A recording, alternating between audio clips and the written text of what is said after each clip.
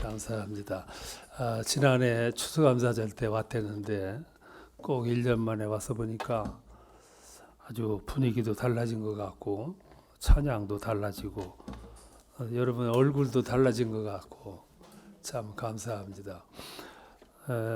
이렇게 교회 들어오면은 느낌이라는 게 있는데 이제 행복함을 느끼는구나, 변화함을 느끼는구나 하는 그런 모습을 느꼈습니다. 앞으로도 계속 교회가 뜨겁게 성장하고 발전했으면 합니다.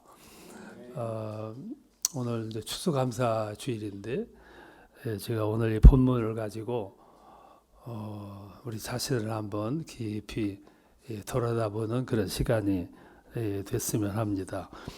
해마다 이때가 되면 우리가 추수감사절을 지키는데 추수감사 주일이 다가왔다는 얘기는 이제 한 해가 다 돼간다는 얘기고 또 한 해 결산을 해야 된다 하는 그런 얘기입니다. 지난 한 해 시작할 때 한편으로는 두려움이 있었고 또 금년 한 해는 잘 살아갈까 하는 염려도 있었는데 여기까지 와서 보니까 괜한 걱정을 했구나 하는 생각도 하고 여기까지 인도받고 살아간 걸 생각을 하니까 일단 전적인 하나님의 은혜구나 하는 그런 생각을 하게 됩니다. 그래서 오늘 이 시간에는 결산을 좀 한번 생각을 해봤으면 해요. 오늘 본문을 통해서 한 3가지 정도 의미 있는 결산을 좀 했으면 좋겠습니다. 그 중에 하나는 오늘 추수감사주일이니까 자연계의 결산을 한번 돌아봤으면 좋겠어요.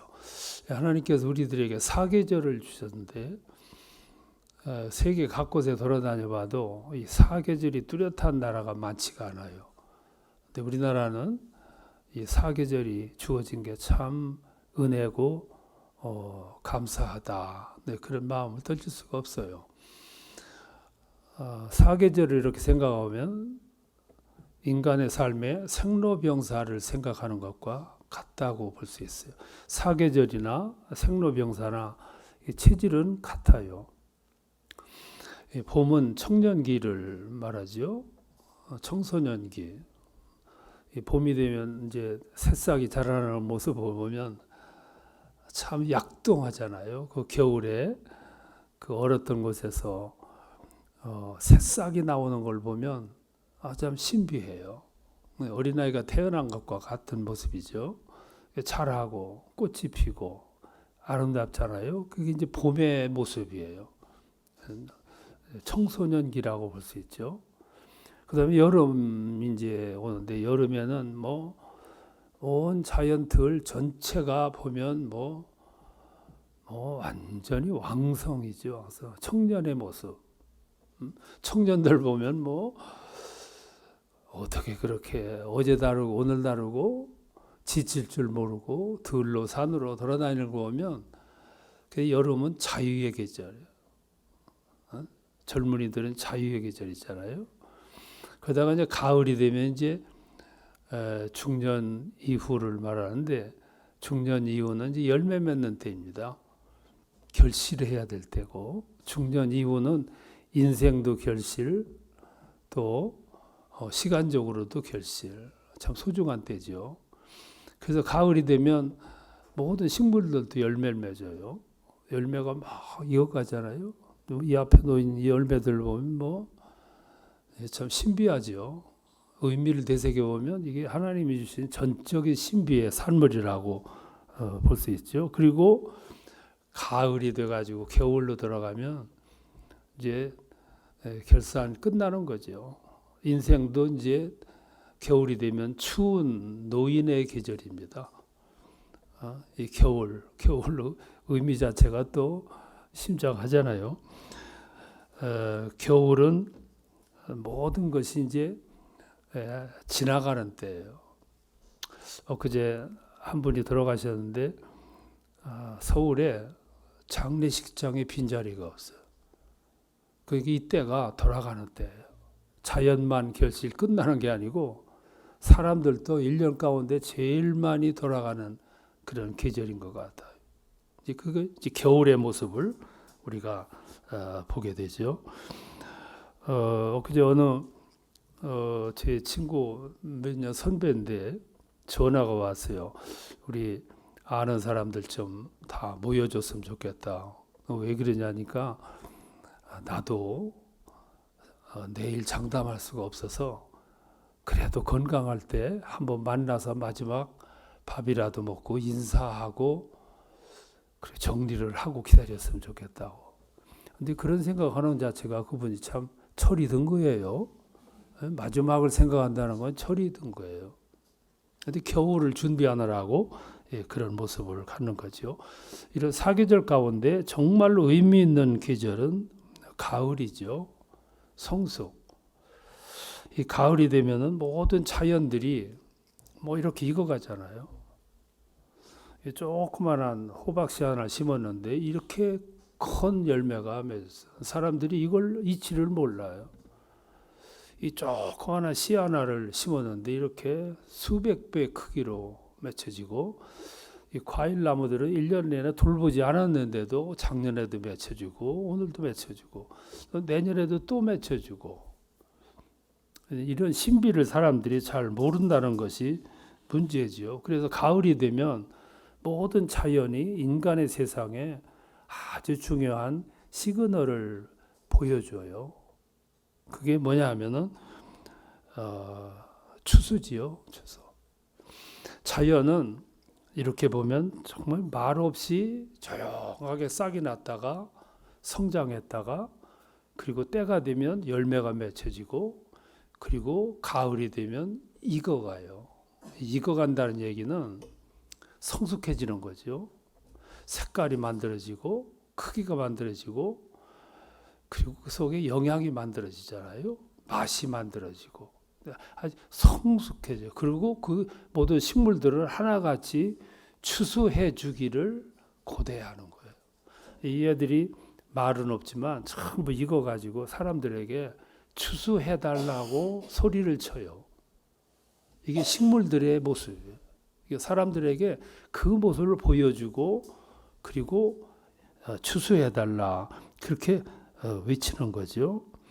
사람들은 그 외침도 못 들을 뿐만 아니라 참 아름다워, 저렇게 신비롭고 저럴 수가 있나, 저 내가 심지도 않았는데 작년에 열매 맺던 나무가 또 열매가 맺어지고 조그마한 거 심었는데 이렇게 몇천 배, 몇백 배 크기로 맺어주는 이 이치를 사람들이 모르는 거예요. 왜 모르냐면은 사람들이 너무 바빠. 여러분, 사람이 바쁘면은 내 주변에 일어나는 일들을 모릅니다. 내 주변에서 물건, 죽어가건 모르는 거예요. 사람들은 너무 바쁘고 허탄한 것에 목숨을 걸어요. 이게 정말로 소중한 거를 모르는 거죠. 서양인들은 우리하고 좀 다르게 자연과 더불어 살아가요. 친환경적인 삶이죠. 그래서 그들은 자연 속에서 주어지는 신비함을 옛날부터 지금까지 유지하면서 살아가요. 그래서 추수감사를 의미 있게 하잖아요. 이렇게. 추수감사절을 서양인들은 참 의미 있게 가져요. 그것이 기독교 전례와 함께 한국의 전례가 돼서 한국 사람들도 이제 감사절, 추수감사절을 느끼게 됐습니다. 근데 오늘 일부 기독교에서는 추수감사절을 왜 서양의 추수감사절을 흉내내냐 뭐 이런 얘기도 하는데, 흉내도 못 내는 사람은 그 소중한 의미를 모르거든요. 의미를 발견했으면 흉내라도 내는 거지. 더 큰 궤변은 우리가 농사도 안 짓는데 무슨 추수감사냐 그래요. 근데 그런 사람들은 뭘 먹고 사는지 모르겠어요. 이제 솔직해야 되죠. 솔직해. 추수감사절 때 되면 우리가 몰랐던 거를 발견하고 몰랐던 거를 다시 발견을 하고 또 모르고 살았던 무디었던 삶을 하나님의 은혜로 여기까지 살아오게 됐다는 것을 우리가 절절히 깨닫는 시간이 추수감사절. 성경의 시편 같은 데 보면 감사하라 넘치잖아요. 물론 감사 종류도 많지만은 그래서 오늘은 하늘에 무슨 감사하는 감사, 추나 추동 순한 계절을 주신 것을 당연한 걸로 여기는 것이 아니라 이것이 우리에게 주신 참 엄청난 축복이다. 이걸 깨닫는 시간이 추수감사지요. 오늘 이 감사를 오늘 좀 느꼈으면 해요. 이것으로 끝나면 안 되겠죠. 또 하나 감사가 뭐냐면 인생의 결산입니다. 자연계의 결산, 인생의 결산. 자연계는 한 해의 결산, 인생은 또 70매디, 80매디, 요즘에는 90살 살잖아요. 90번 정도 결산을 해 나가는 거죠. 우리 신앙인들은 한 해 살이를 그때그때 결산해요. 요한예술례는 한 해가 아니고 매일매일 결산하라고 그랬어요. 하루를 살고 저녁이면 그 하루를 결산해라. 왜? 내일은 내 날이 아니고 내일 아침에 내가 다시 일어난다는 보장이 없기 때문에 그날 결산하라. 그날도 결산해야 되지만 우리는 한 해를 결산하는 그런 의미를 가졌으면 좋겠어요. 오늘 본문에 보면 추수라는 말이 나오는데 자연의 추수 이야기로 접근을 했지만은 근본적인 뜻은 영혼의 구원을 말씀하고 있어요. 35절에 보면 천국 복음을 전파하시며 각종 병자를 고쳤다고 그랬는데 예수님은 공생애를 시작하면서 제1성이 천국 복음을 전파하는 거였어요. 그래서 마태복음 4장 17절에 보면 회개하라 천국에 가까워지니라. 이게 첫 일성이에요. 그리고 10장 7절에서 가서 천국이 가까웠다고 전하라. 천국 복음을 이렇게 전하시고 너희는 가서 이걸 전하라. 이게 예수님의 첫 번째 당부였어요. 여러분 사람은 바른 땅을 딛고 살고 머리는 하늘을 우러보고 살아요. 육신적인 것은 땅을 지향하지만 영적이고 정신적인 것은 저 위를 하늘을 지향하면서 살아요. 그래서 우리 인간의 가장 숭고한 모습은 천국을 알아야 하는 책임이 있고 알았으면 천국을 전해야 하는 책임이 주어져 있어. 이게 기독교의 본연의 자세입니다. 서양의 선교사들이 이제 한국에 왔는데 한국에 온 이유는 딱 한 가지예요. 천국을 알려주는 거였죠.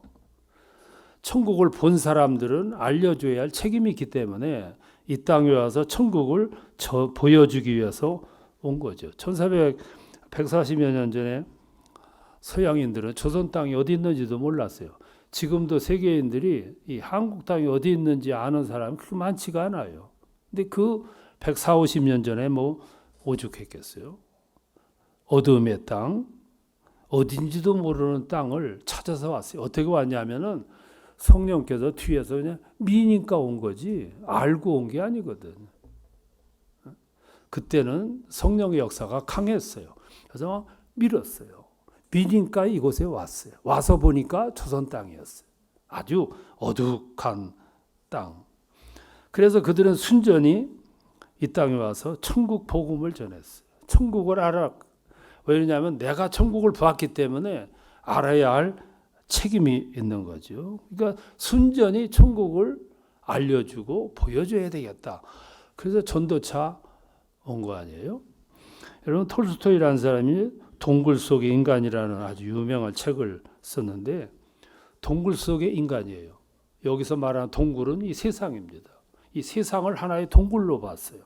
그 안에 인간이 살아요. 근데 그 인간이 똑같으냐면 달라. 네 가지 종류가 있어요. 첫 번째 종류는 육신적인 인간이에요. 이 육신적인 인간은 먹으면 땅 파서 일하고 그리고 배고프면 먹고 피곤하면 잠자고 그리고 애 낳고 번식하고 내일 또 똑같은 삶을 이렇게 살다가 가는 거예요. 그러니까 동굴 속에 그저 육신적인 삶의 목적을 위해서 살다가 가는 거예요. 그게 첫 번째 부류예요. 오늘 또 이런 부류가 제일 많아요. 오직 육신적인 삶을 살다가 그냥 가는 거죠. 그 이상의 세계를 몰라요. 정신의 세계, 영적인 세계, 뭐 관심도 없어요. 이걸 가리켜서 육신적인 삶이라 그랬어요. 근데 그 삶 속에서 육신적인 삶보다 조금 더 의식이 발전하고 열린 사람이 있어요. 그게 군인들이었어요. 그 군인은 개혁하는 사람이에요. 그래서 여러분 군인들은 뭘 자꾸 개혁하고 하려고 그러잖아요. 이게 육신적인 사람이 있고 개혁하려고 하는 군인이 있고 또 하나는 예술을 하는 사람들이 있어요. 이 예술하는 사람이 뭐냐면 영혼이 자유로운 사람들이에요. 그래서 막 현실에 매이지 않고 예술의 세계에 들어가 가지고 막 넘나들어요. 정신의 세계, 이데아의 세계, 그리고 예술의 세계. 이런 막 들으면서 시를 쓰고 작품을 만들고 해서 우리가 이렇게 보면 무언지도 모르는데 그 사람들 그려놓고 아주 만족해요. 그게 예술의 세계예요. 이 세상을 넘나들어요. 정신의 세계에 들어가 가지고 막 휘젓고 다녀요. 이런 사람들이 육신의 삶 차원에 사는 사람을 보면 아주 우스울 거예요. 형이 하학적이고 육신적인 삶. 근데 자기들은 정신이 깨어서 이제 활을 날르며 살아가요. 이 사람들이 옛날부터 만화를 그렸잖아요. 만화는 뜬구름 잡는 얘기가 많아요. 옛날. 근데 시간이 지나다 보니까 그들이 꿈꿨던 그 꿈들이 현실로 만들어지잖아요. 현실로. 옛날 이랬던 작품들이 오늘 현실로. 만화 속에 있었던 것들이 현실로. 막 달나라에 막 이렇게 가는 모습이 엉뚱했는데 오늘 그 현실화 됐거든요. 이게 이제 예술의 한 사람. 예술을 한 사람은 오늘 여기 동굴에 갇혀 있는 게 아니고 동굴을 뚫고 나가. 저 정신의 세계로 나가서 그냥 활활 날아다니는 거예요. 육신적인 삶을 사는 사람하고는 차원이 달라요. 그런데 여기에 종교인이 있어요. 네 번째가 종교인.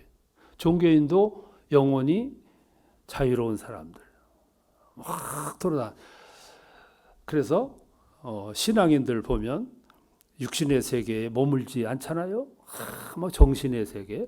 정신의 세계 예술인들이 가는데 신앙인들, 종교인들은 영적인 세계를 뚫고 나가는 거예요. 영적인 세계. 그 영적인 세계에 도달해 가지고 뭘 보느냐면 천국을 보는 거예요. 하나님의 나라, 하나님의 세계.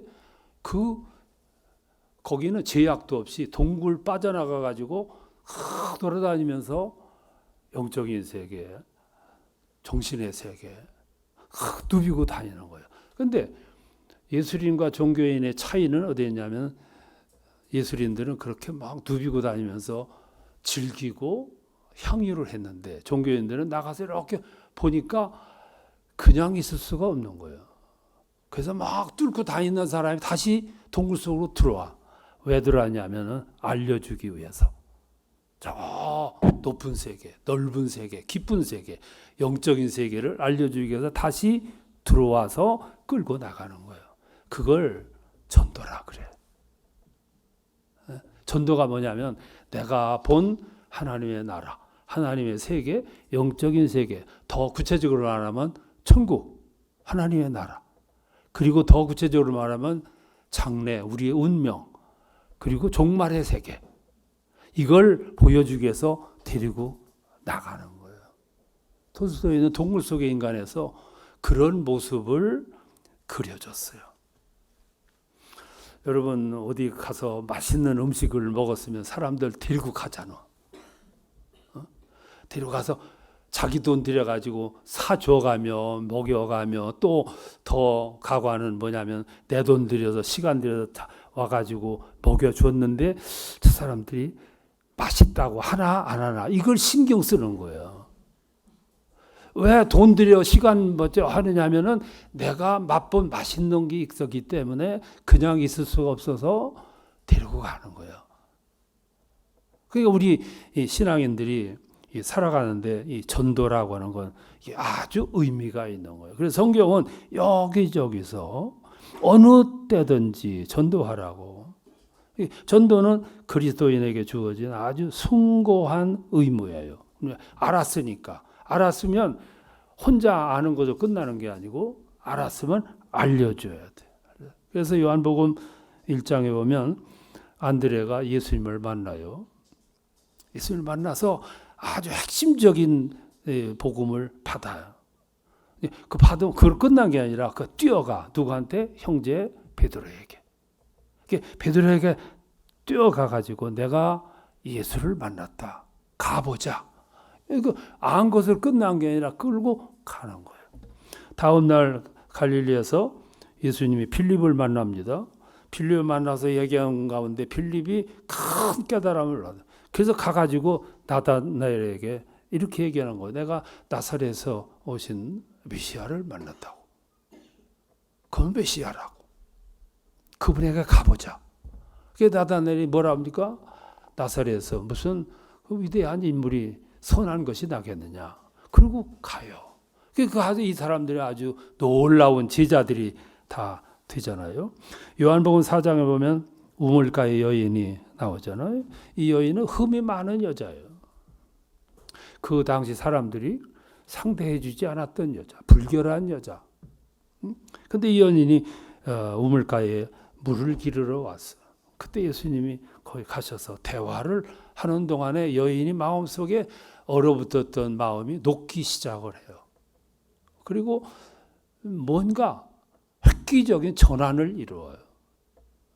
그리고 물동이를 놔두고 동네로 들어가서 와보라. 나에게 이렇게 얘기한 사람이 있는데 그는 메시아라. 그에 가보자. 그 데리고 가잖아요. 내가 만난 주를, 내가 만난 메시아를 그냥 아는 것으로 끝나는 게 아니라 전해주고 끌고 가는 거예요. 그래서 성경은 때를 얻든지 못 얻든지 전하라. 때를 얻든지 못 얻든지 어느 상황이든지 가서 전하라. 이렇게 말씀하는데 이유가 있어요. 그 이유가 뭐냐면은 우리 주변에는 빨리 전해줘야 할 아주 시간을 다투는 시급자들이 있어. 여러분 지금 이 순간에도 우리가 아는 어떤 사람은 숨을 거두는 사람이 있을 거고 지금에도 죽어간 사람들이 너무 많을 거예요.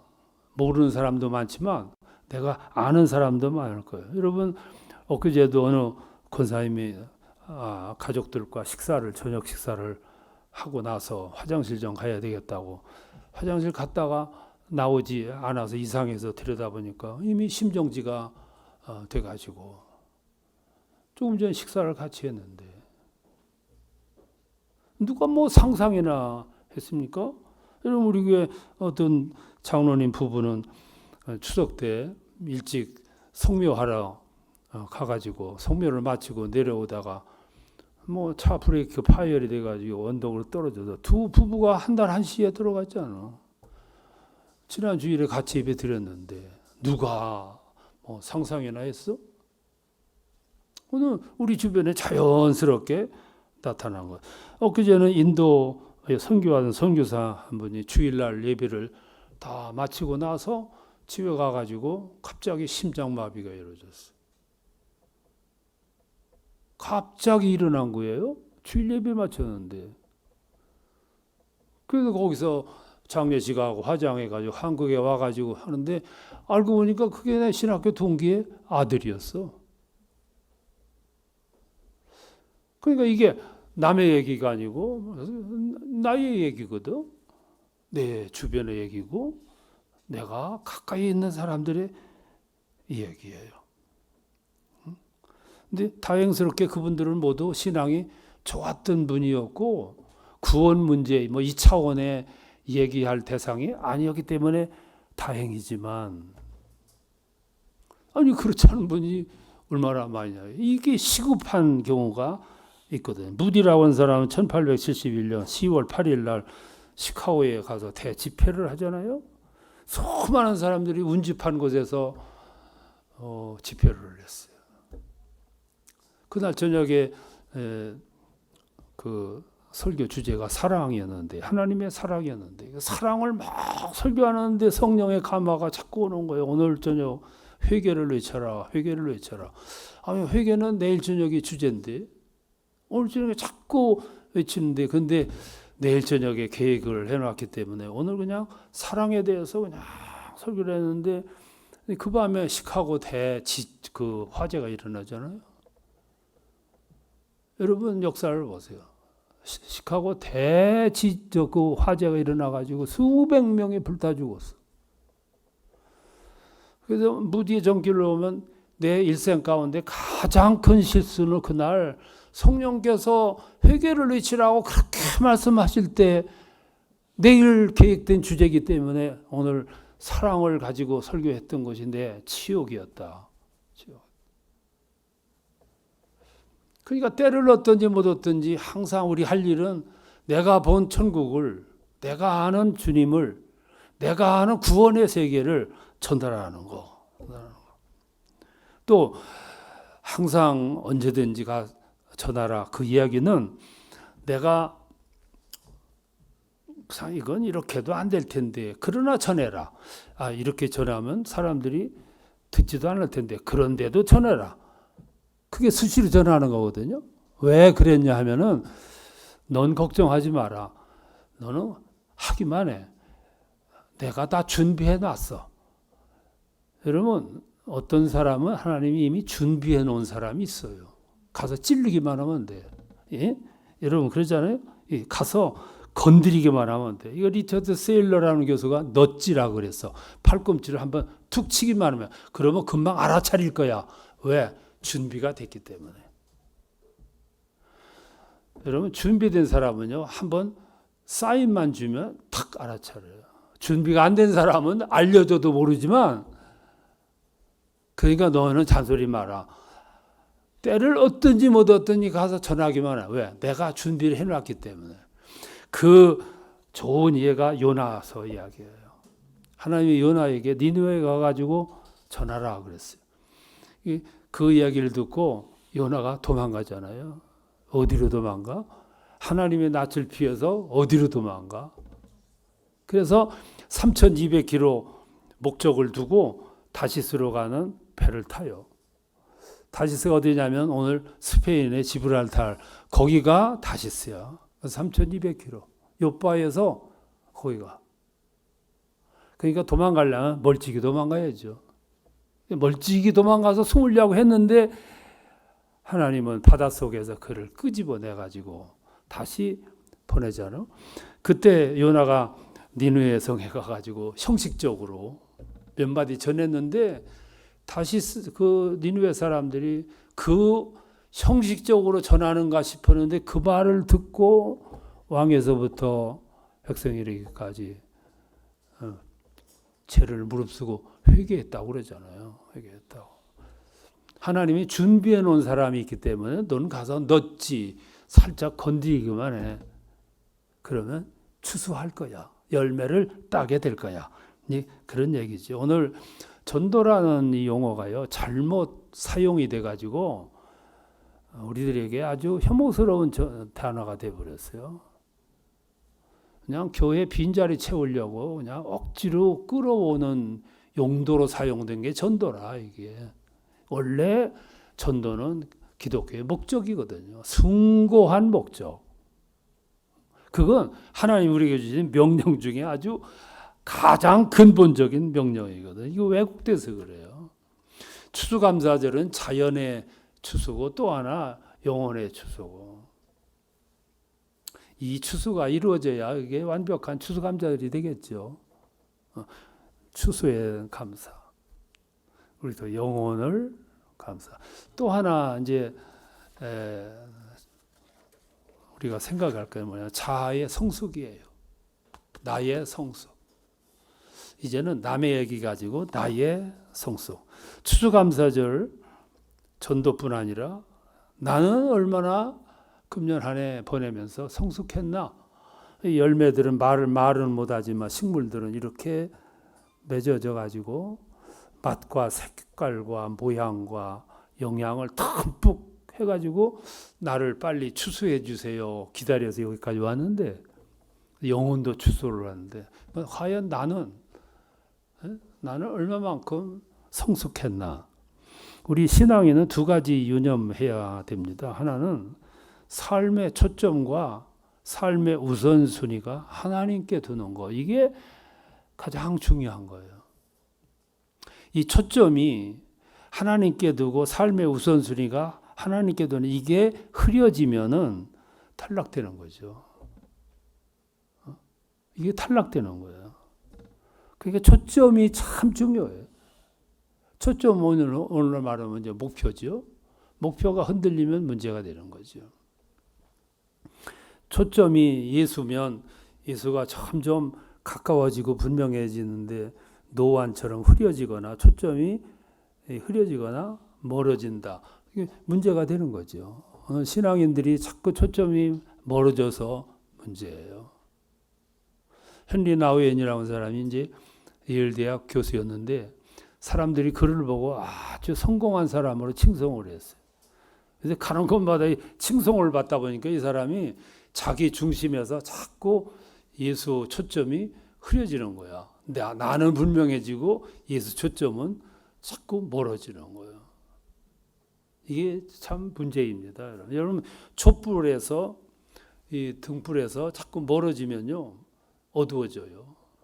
가까워져야 밝아지는 거고 멀어지면 초점이 흐려지는 거죠. 이 사람이 이제 우쭐하다가 보니까 예수라는 초점에서 점점 멀어지는 걸 느꼈어. 이거 느끼는 것도 축복이야. 대다수가 이걸 모르거든요. 저 초점에서 중심에서 자꾸 이 멀어지는 자신을 아는 것도 축복이에요. 그래서 어느 날 이 나우엔이 결단을 합니다. 내 인생에서 가장 중요한 이 초점이 우리 주님인데 주님으로부터 초점이 흐려지고 멀어진다는 건 문제가 있다. 이거는 내가 강화되고 내가 초점이 강해지다가 보니까 나만 커지고 나만 보이고 예수는 멀어지는 거예요. 그래서 어느 날 사표를 던지고 장애인들, 정박아들 돌보는 시설로 들어가서 봉사를 해요. 사람들이 물었어요. 왜 그 좋은 자리 놔두고 여기 와서 이렇게 수고하느냐. 그러니까 이 나우엔이 이 말을 해요. 이게 제가 가슴이 아주 두근거리게 만드는 말이었어요. 내가 교만해지고 여기저기서 칭송의 이야기만 듣고 있다 보니까 내가 강화되니까 내가 강화된 만큼 예수는 작아지고 초점이 흐려지더라. 그래서 내가 낮은 곳에서 예수를 보기 위해서 이 자리에 왔다고. 이게 우리들에게 울림을 주는 거예요. 그러니까 우리의 삶의 초점이 어딘다 두고 사느냐는 건 참 중요한 거예요. 그래서 한 해를 보내고 우리는 나의 삶의 초점이 삶의 우선순위가 정말로 우리 주님인가? 이걸 돌아볼 수 있다면은 오늘 우리는 미래가 더 새로워지지 않을까 싶어요. 또 하나는 내가 지금 하나님의 그 힘을 실린 삶을 사는가? 이제 그런 삶이에요. 오늘 또 아침에 일어나서 아침에 나가서 운동을 하느라고 이제 걷는데 가다 보니까 이 은행나무 잎이 떨어져 가지고 노란 은행나무가 잎이 그냥 쫙 깔렸는데 거기를 이렇게 걸어가는데 참 환상이에요. 참 멋있어. 근데 또 한 번 생각했어요. 얘들이 왜 떨어졌을까? 그러니 나무도 이제 월동 준비하느라고 그 잎을 청청하게 유지를 하려면 영양을 계속 공급해 줘야 청청한데 겨울 지나려면 영양 공급이 부족하니까 얘들 다 먹여 살릴 수가 없으니까 너희들 빨리 떨어져. 그래서 영양을 공급을 안 하니까 얘들 얼굴이 노랗게 변하는 거예요. 여러분 영양 부족한 아이들이 얼굴이 사람들은 영양 부족해가지고 노래진 모습을 보고 그리고 빨개진 모습을 보고 그건 병들어서 죽어가는 모습인데 사람들은 그걸 보고 좋아해요. 쟤들은 왜 저렇게 빨개지고 노래지고 떨어지는지도 모르고. 근데 이런 이치를 하는 사람들은 이렇게 밟고 가면서 아 좋다 그러더만서도 아이고 얘들이 죽어가는 잎이구나. 여러분 이거 금방 느끼잖아요. 우리의 삶이 하나님의 은혜가 하나님의 중심이 나의 삶에 실리게 되면 나는 무슨 삶을 사냐면 어느 환경 나이 불문하고 명품의 인생을 사는 거예요. 하나님의 은혜가 내 속에서 그냥 약동을 치는 거예요. 은혜 있기 때문에. 얼마만큼 내 인생에 하나님의 은혜가 관심이 하나님의 돌보심이 하나님이 사랑하심이 내 인생에 실려 있느냐 이게 굉장히 중요한 거죠. 여러분 학교에서 학생들 가운데 선생님의 관심이 이렇게 실린 아이들은 자신감이 있어. 학교 가는 날이 즐거워. 여러분 정치하는 사람들은 권력자의 관심이 이렇게 실려 있는 사람은 누구도 못 건드려요. 여러분 대기업이나 회사에서 그 회장의 사장의 관심이 이렇게 있는 사람들은 뭐 승승장구하잖아. 그게 참 중요하고 짝퉁과 진품의 그 차이가 어디 있냐면은 짝퉁은 만든 사람들의 혼이 안 들어갔어요. 그냥 적당히 만들었어. 그래서 그게 짝퉁이야. 근데 진품은 명품은 작품은 그걸 만든 사람의 관심이 가득 들어요. 정성껏 만들어졌어요. 그래서 그게 명품이 되는 것이고 작품이 되잖아. 우리가 신앙생활을 지금 쭉 하는데 하나님의 관심이 과연 내 인생 가운데 얼마만큼 함께 하고 있느냐. 이게 굉장히 중요한 거예요. 내가 할 수 있는 것은 초점을 분명히 하는 것이고 초점이 분명한 나의 인생은 하나님의 관심이 나에게 집중될 수밖에 없는 거죠. 그 이해가 하나 있어요. 모세가 신명기 17장에서 장차 이 나라의 왕이 될 사람들은 이 세 가지를 조심해라. 세 가지를 제시를 해서 하나는 말을 많이 두지 마라. 말을 많이 두지 말라는 얘기는 군대를 많이 두지 말라는 얘기예요. 내가 나라 지키는 거지 군대가 지켰냐? 말 많이 두지 마. 또 하나 아내를 많이 두지 마라. 아내를 많이 두게 되면 정신이 헷갈려. 정신이 혼돈이 와. 세 번째 금을 많이 두지 마라. 황금을 많이 두면 허황되죠. 이 세 가지 공통점이 뭐냐면 하나님과 멀어지는 거예요. 이 말씀을 그 모세가 했는데 사무엘하 8장에 보면 다윗이라고 하는 사람이 이 이야기를 아주 마음속에 뒀던 것 같아요. 이게 사무엘하 8장에 보면 어느 날 소바 왕이 쳐들어옵니다. 군대를 이끌고 오고 무서운 것은 1800마리의 준마에 끌려온 그 철병거를 가지고 와요. 대단한 거죠. 그 시절에 철병거 거기다가 아주 준마 1800마리가 끌고 오는데 이게 대단한 거죠. 이게 각국 끝에 그 전쟁에서 이겨요. 1800마리의 준마를 획득한 거죠. 모세는 말을 많이 두지 말라 그랬어요. 근데 이 말들이 다 준마야. 이것만 가지면 전쟁 든든해. 근데 모세는 주저하지 않고 획득한 말 1800마리 가운데 100마리만 남겨놓고 전부 힘줄을 끊어요. 아킬레스 건을 끊었다. 무용지물이 되는 거죠. 그 말은 무슨 말이냐면 나는 아무리 적이 강할지라도 적군이 힘들지라도 하나님을 의지하지 말을 의지하지 않겠다. 이게 의지의 표현이거든. 그걸 모세가 얘기한 거예요. 그래서 미련 없이 끊어. 나는 하나님을 의지하지 말을 의지하지 않는다. 그 모습을 저 위에서 보시는 거예요. 저 위에서 제3의 눈이 저 위에 계신 분의 눈이 예민하게 보시는 거예요. 우리는 항상 이 세상을 보면서 제3의 눈이 이거 이렇게 보고 계시다는 것을 아셔야 돼. 나 혼자 있을지라도 나 혼자 선행을 베풀어 누가 알아주랴? 네, 그분이 알아주시. 이렇게 내려다봤어. 그리고 이 끊어. 그리고 그 다음 귀절이 뭐냐면 여호와께서 모세가 다윗이 어디로 가든지 이기게 하셨더라. 성경 이렇게 읽다 보면 참 묘미가 참 있어. 이 끊어. 왜 그랬냐면 나는 하나님만 의지하겠다. 이걸 아셨어. 그 다음에 구절이에요. 여호와께서 다윗이 어디로 가든지 이기게 하셨더라. 그러니까 다윗이 명품 인생이 되는 거예요. 왜냐하면 그의 인생 가운데 하나님의 관심이 듬뿍 확실하게 얼마나 든든합니까? 사실 하나님은 오늘 우리들에게 그렇게 살아가기를 요구하시거든. 그게 신앙의 삶. 그렇게 살아간다면 우리는 한 해 아주 만족할 만하게 성숙한 모습으로 한 해를 보내게 되는 거죠.